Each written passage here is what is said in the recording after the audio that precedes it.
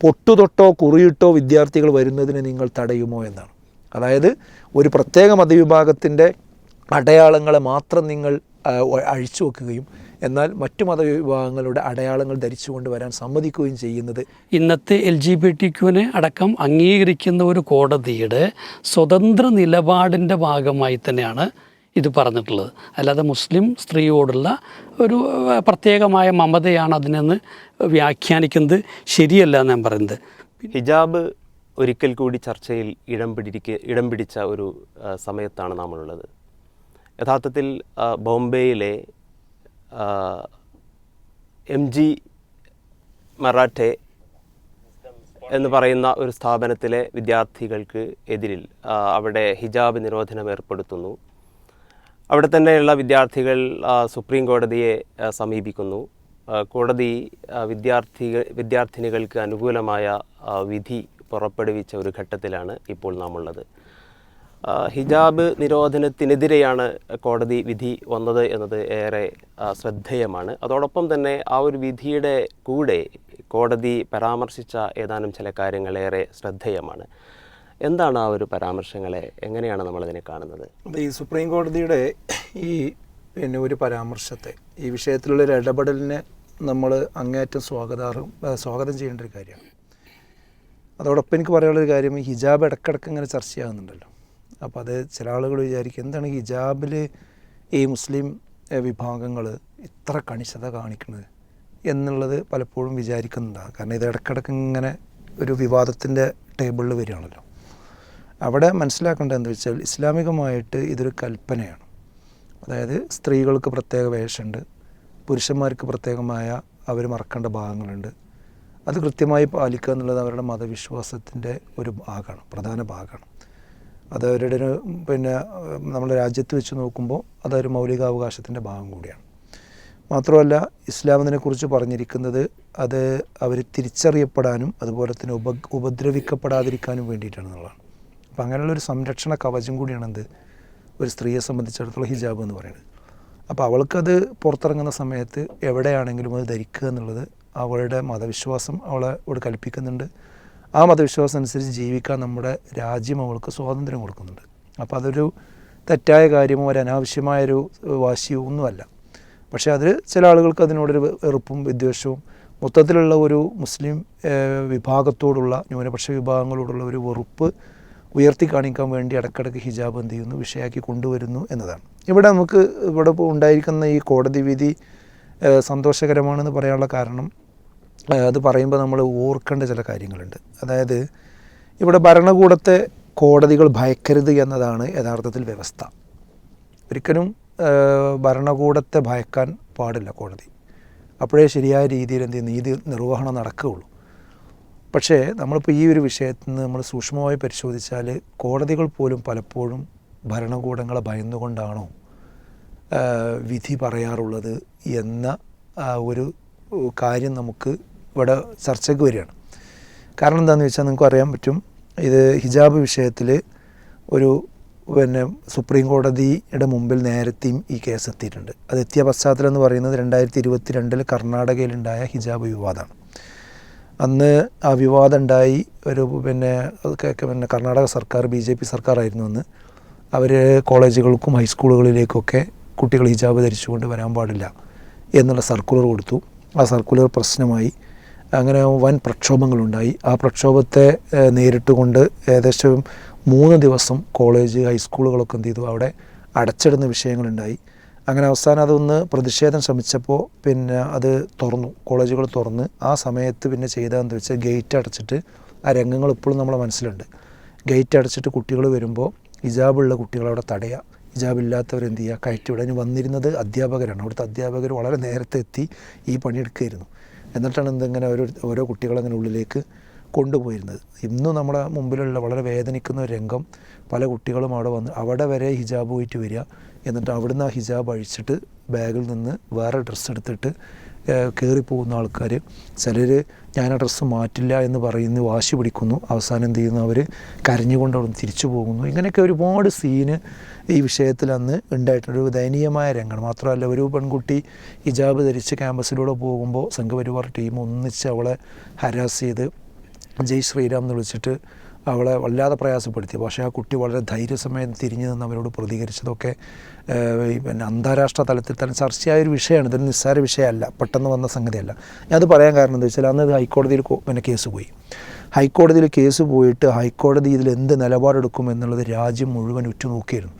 അന്ന് ബഷീറിന് ഓർമ്മ ഉണ്ടാവും, അന്നൊരു പിന്നെ പരസ്യമായി ഓൺലൈനിൽ തന്നെ ഹിയറിങ് എല്ലാവർക്കും കാണാവുന്ന രീതിയിലാണ് അതിൻ്റെ ഹിയറിങ് നടന്നത്. ഏകദേശം 25,000-ഓളം വ്യൂവേഴ്സ് ആ സമയത്ത് എന്ത് ചെയ്തിട്ടുണ്ട്, പിന്നെ ഇതിന് 25,000 അല്ല 2,50,000, 25,000 അല്ല 2,50,000 വ്യൂവേഴ്സ് ആ സമയത്ത് തത്സമയം എന്ത് ചെയ്തിട്ടുണ്ട്, കോടതി ഇതിലെന്ത് പറയുന്നു, വാദം എന്താണ്, പ്രതിവാദം എന്താണ് എന്ന് ഉറ്റുനോക്കിയിട്ടുണ്ട്. അത്രയ്ക്ക് സെൻസിറ്റീവായി കോടതി വിശകലനം ചെയ്തൊരു വിഷയമായിരുന്നു.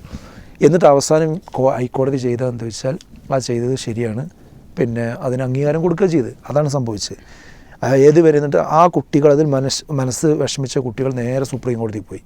സുപ്രീം കോടതിയിൽ പോയിട്ട് സുപ്രീം കോടതിയിൽ പോകേണ്ട ഒരു കാരണം എന്താ വെച്ചാൽ അന്ന് പരീക്ഷാ സീസണാണ്. ഈ വരുന്ന തിങ്കളാഴ്ച പരീക്ഷ നടക്കാൻ പോവുകയാണ്. അപ്പോൾ അതിന് മുമ്പ് ദയവായി സുപ്രീം കോടതിയിൽ ഇടപെട്ടിട്ട് എന്ത് ചെയ്യണം, ഒരു തീരുമാനം ഉണ്ടാക്കണമെന്ന് പറഞ്ഞു.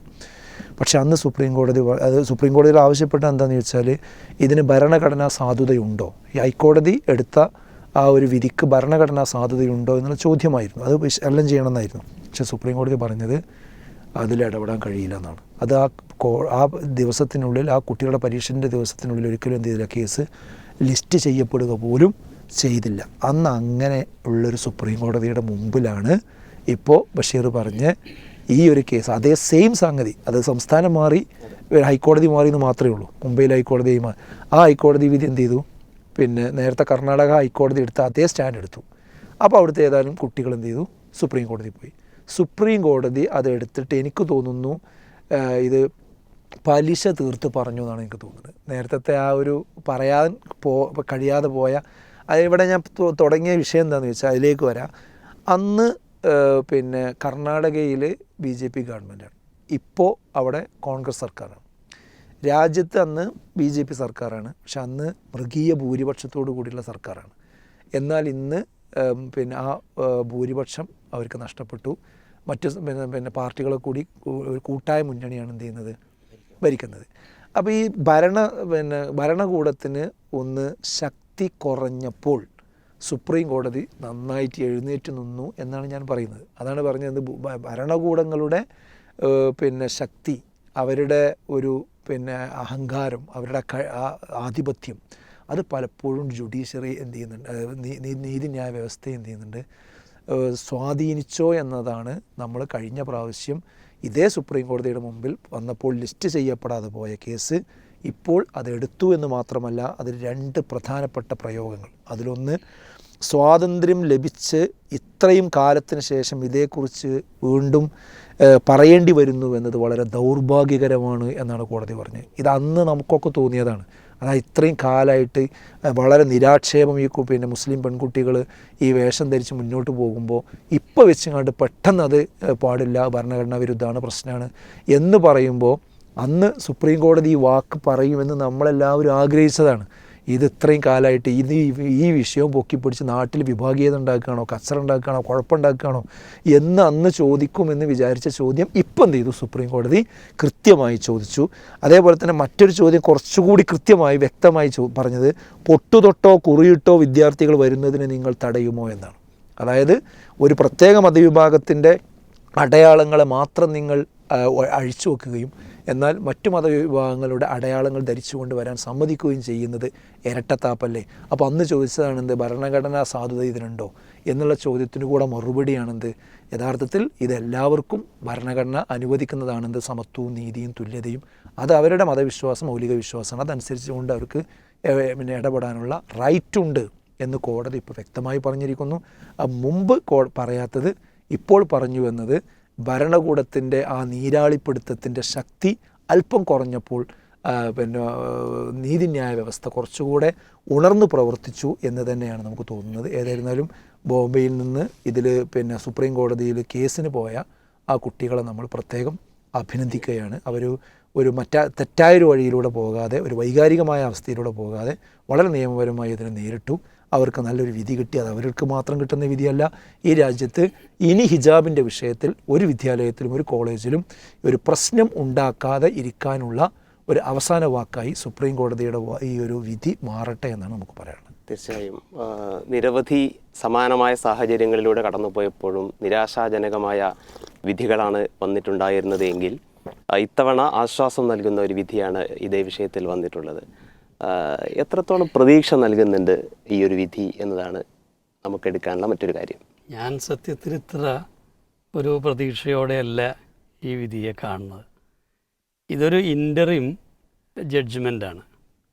ശരിക്കും പറഞ്ഞാൽ ഈ കുട്ടികൾ ഈ കഴിഞ്ഞ ജൂൺ 26 മഹാരാഷ്ട്രയിലെ ഹൈക്കോർട്ടിനെ സമീപിച്ചതാണ്. അന്ന് മഹാരാഷ്ട്ര ഹൈക്കോർട്ട് ഇതിൽ ഇടപെടാൻ മടിച്ചു.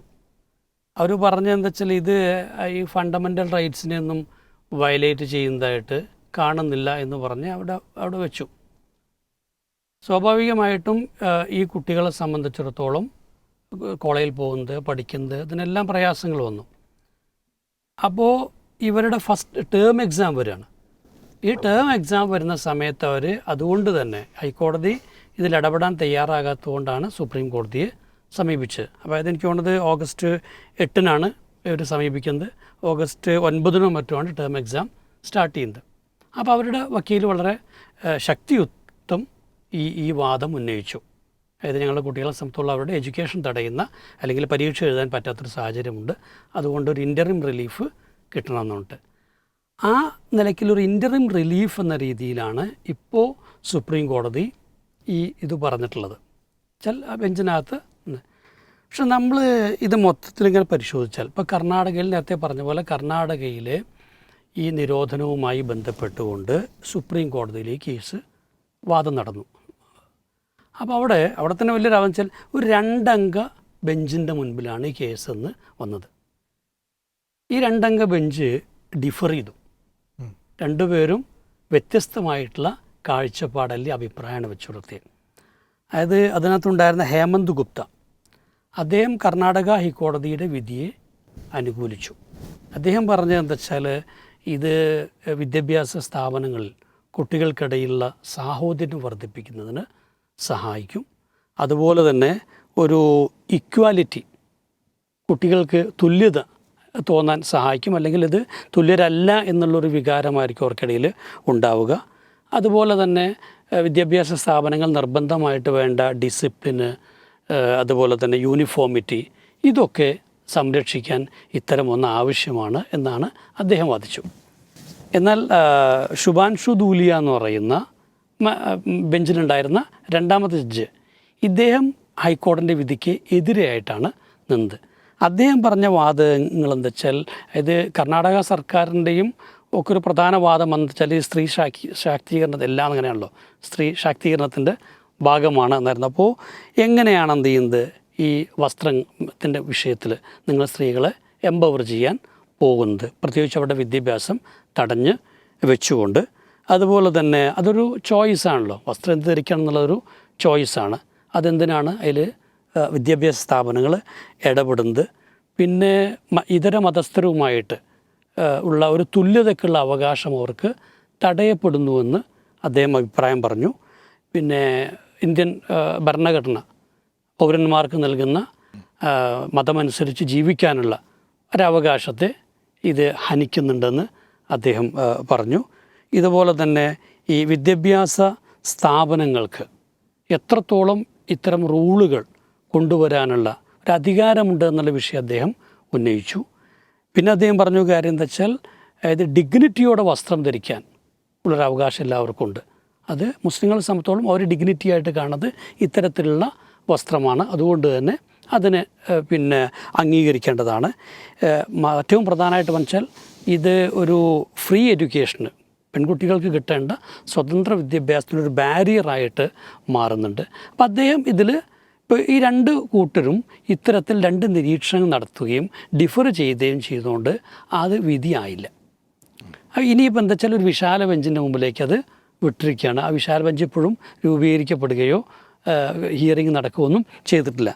ഇതേ സമയത്ത് ഈ കർണാടക ഹൈക്കോർട്ടിൻ്റെ വിധിയിലുള്ള പ്രധാനപ്പെട്ട പോയിൻറ്റ്സിൽപ്പെട്ടതാണ് ഇത്തരം ഈ സ്ഥാപനങ്ങൾക്ക്, വിദ്യാഭ്യാസ സ്ഥാപനങ്ങൾക്ക് ഇത്തരത്തിലുള്ള നിയമങ്ങൾ കൊണ്ടുവരാൻ അധികാരം ഉണ്ട് എന്നുള്ളത്. 2, ഇതൊരു നിലയ്ക്കും മതസ്വാതന്ത്ര്യത്തെ ബാധിക്കുന്നതല്ല. കാരണം ആരാധന തടയണമെന്ന് പറഞ്ഞിട്ടില്ല, അവർ ആഘോഷങ്ങൾ തടഞ്ഞിട്ടില്ല, പള്ളി ഉണ്ടാക്കാൻ പാടില്ല, ഇതൊന്നുമില്ലല്ലോ. അതുകൊണ്ടിത് മാത്രമല്ല, അവിടെ അവർ ഈ കൻസുൽ ഈമാൻ, സുനന് അബൂ ദാവൂദ്, ഈ 2 ഗ്രന്ഥങ്ങളും പ്രാമാണിക ഗ്രന്ഥങ്ങളായി വെച്ചുകൊണ്ട് അവരെ അതിൽ നിന്നുള്ള ഉദ്ധരണികൾ അതിനകത്ത് പറഞ്ഞിട്ടുണ്ട്. അപ്പോൾ അത് ശരിയോ തെറ്റോ എന്നുള്ളതല്ല, അപ്പോൾ ഒരു മതപരമായൊരു പരിശോധന കോടതി നടത്തി എന്ന് ഈ വിഷയത്തിൽ വരുത്തി തീർത്തിട്ടുണ്ട്. അപ്പോൾ ഇതാണ് ഇപ്പോൾ ഇതിൻ്റെ തൊട്ട് മുൻപുള്ളൊരു തന്നെ. ഇപ്പോൾ പുതിയ ഈ സുപ്രീം കോടതിയുടെ നിരീക്ഷണത്തെക്കുറിച്ച് അഷ്റഫ് എന്ത് ചെയ്തു പറഞ്ഞു. അതിലും അവർ പറഞ്ഞ പ്രധാനപ്പെട്ടൊരു വിഷയം തന്നെയാണ് അത്. നമ്മൾ നേരത്തെ ദൂലിയ പറഞ്ഞ ചില കാര്യങ്ങൾ, ഇതെങ്ങനെയാണ് സ്ത്രീ ശാക്തീകരണത്തിന് ഉപയുക്തമാകുന്നത്, അതുപോലെ തന്നെ വ്യക്തിയുടെ ചില സ്വാതന്ത്ര്യങ്ങൾക്കെതിരാണെന്നുള്ളത്, പിന്നെ വസ്ത്രം മാറ്റുക, നിരോധിക്കുക, ഇതൊന്നും ഒരർത്ഥത്തിൽ പരിഷ്കൃത സമൂഹത്തെ സംബന്ധിച്ചോളം അത്ര അംഗീകരിക്കാൻ പറ്റുന്നതല്ല. പക്ഷേ ഇവിടെ നമുക്ക് നോക്കിയറിയാം, ഇത് പൊതുവായിട്ടാണ് കോടതി പറഞ്ഞത്.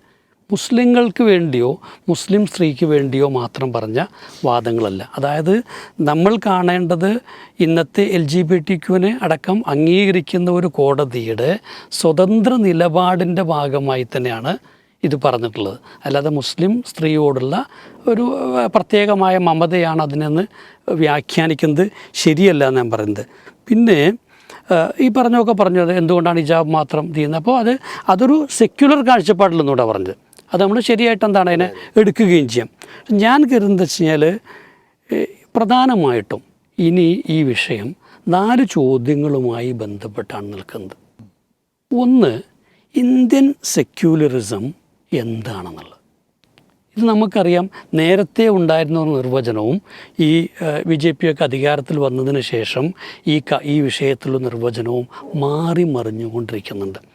അപ്പോൾ അവിടെ എന്താണ് ആരാധനാ സ്വാതന്ത്ര്യം, എന്താണ് മതപരമായി ജീവിക്കാനുള്ള സ്വാതന്ത്ര്യം, ഭക്ഷണത്തിൽ, വസ്ത്രത്തിൽ, ഇതിലൊക്കെയുള്ള സ്വാതന്ത്ര്യങ്ങൾ എങ്ങനെയാണ്, ഇത് പ്രധാനപ്പെട്ടൊരു വിഷയമാണ്. കാരണം ഇങ്ങനെ ഉയർന്നു വരുന്ന എന്തൊരു വിവാദം ശ്രദ്ധിച്ചാൽ നമുക്കറിയാം, അതിൽ ഈ സെക്യുലറിസം, അതുപോലെ ഫണ്ടമെൻ്റൽ റൈറ്റ്സ്, ഈ വിഷയങ്ങൾ ഇഴചേർന്ന് കിടക്കുന്നുണ്ട്. അതുകൊണ്ട് കോടതികൾ ആ കാര്യത്തിൽ ഖണ്ഡിതമായിട്ടുള്ളൊരു നിരീക്ഷണം നടത്തുന്നതുവരെ സമാനമായിട്ടുള്ള പ്രശ്നങ്ങൾ ആവർത്തിച്ചുകൊണ്ടേയിരിക്കും. രണ്ടാമത്തെ എനിക്ക് തോന്നുന്നത് വെച്ചാൽ, ഈ പറഞ്ഞ പോലെ വിദ്യാഭ്യാസ സ്ഥാപനങ്ങൾ അല്ലെങ്കിൽ ആ രീതിയിലൊക്കെയുള്ള സ്ഥാപനങ്ങൾക്ക് ഇത്തരത്തിലുള്ള നിയമങ്ങൾ കൊണ്ടുവരാൻ, പ്രത്യേകിച്ചത് മതവിശ്വാസത്തെ, മതജീവിതത്തെ ഹനിക്കുന്നതോ തടയുന്നതോ തടസ്സപ്പെടുത്തുന്നതോ അതിൽ വിവാദങ്ങൾ സൃഷ്ടിക്കുന്നതോ ഒക്കെയായിട്ടുള്ള നിയമങ്ങൾ കൊണ്ടുവരാൻ എത്രമാത്രം അനുവാദമുണ്ടെന്നുള്ളത് പ്രധാനപ്പെട്ടൊരു ചോദ്യമാണത്. ആ ചോദ്യത്തിനും കോടതി യഥാർത്ഥത്തിൽ ഉത്തരം കണ്ടെത്തേണ്ടതുണ്ട്.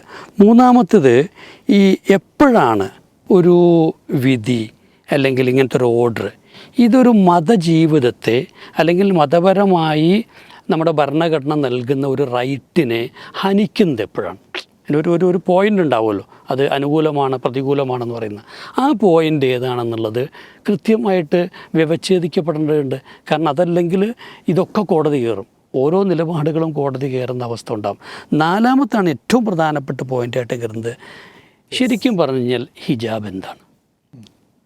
ഇവിടെയുള്ളൊരു പ്രധാന ചോദ്യം, ഹിജാബിനെ കുറിച്ചുള്ള ഒരു ഡെഫിനിഷനിൽ എനിക്ക് തോന്നുന്നപ്പോൾ ഇതിലൊക്കെ മുസ്ലിം പക്ഷത്ത് നിന്നുകൊണ്ട് വാദിക്കുന്ന പല സംഘടനകൾക്ക് പോലും ഒരേ കാഴ്ചപ്പാടായിക്കൊള്ളുന്നില്ല. അവിടെ ഒരു വൈരുദ്ധ്യമുണ്ട്. ചിലരൊക്കെ എന്താ വെച്ചാൽ ഈ പരിഷ്കരണവാദികൾ എന്ന രീതിയിൽ വരുന്നവർ ഇതിനെ വ്യാഖ്യാനിച്ച് വഷളാക്കുകയും അങ്ങനെ കോടതിക്കോ അല്ലെങ്കിൽ അങ്ങനത്തെ ഒരു പരിഷ്കൃത സമൂഹത്തിനോ ഇതിനെതിരെ നിലപാടെടുക്കാൻ പറ്റുന്ന ഒരിതുണ്ട്. അത് രണ്ടാമത്തെ ഒരു ചോദ്യം എന്താണെന്ന് വെച്ചാൽ, ഇത് നിർബന്ധമാണോ എന്നുള്ളത്, ഇസ്ലാമിക കാഴ്ചപ്പാട് നിർബന്ധമാണെന്നുള്ളത്. അപ്പോൾ ഞാൻ പറഞ്ഞതെന്ന് വെച്ചാൽ, എനിക്കുള്ളൊരു ഭയപ്പാടെന്താ വെച്ചാൽ, ഈ ചുരുക്കത്തിൽ ഇതൊരു താൽക്കാലിക വിധിയാണ്. പക്ഷെ പലപ്പോഴും നമ്മൾ കണ്ടൊരു കാര്യം എന്താ വെച്ചാൽ, കോടതി ഇത്തരം കാര്യങ്ങളൊക്കെ കോടതി കയറ്റിയിട്ട് പിന്നീട് എന്താ വെച്ചാൽ കോടതിയുടെ തന്നെ ഒരു വിധിയിലൂടെ ഇങ്ങനത്തെ മതപരമായ അവകാശങ്ങൾ കവർന്നെടുക്കപ്പെടുന്നത് ഭയപ്പെടേണ്ട ഒരു കാര്യമാണ്. അപ്പോൾ കോടതിക്ക് ഈ വിഷയങ്ങളിലൊരു വ്യക്തമായ കാഴ്ചപ്പാടിലേക്ക് കൊണ്ടെത്തിക്കാൻ വക്കീലുമാർക്കോ മുസ്ലിം സമൂഹത്തിനോ കഴിഞ്ഞിട്ടില്ലെങ്കിൽ, അങ്ങനത്തെ ഒരു പൊതുധാരണ സമൂഹത്തിൽ സൃഷ്ടിക്കാൻ കഴിഞ്ഞിട്ടില്ലെങ്കിൽ ഈ വിധി, അവസാന വിധി അനുകൂലമാകുമോ എന്നതിൽ എനിക്ക് ആശങ്കയുണ്ട് ഇപ്പോഴും.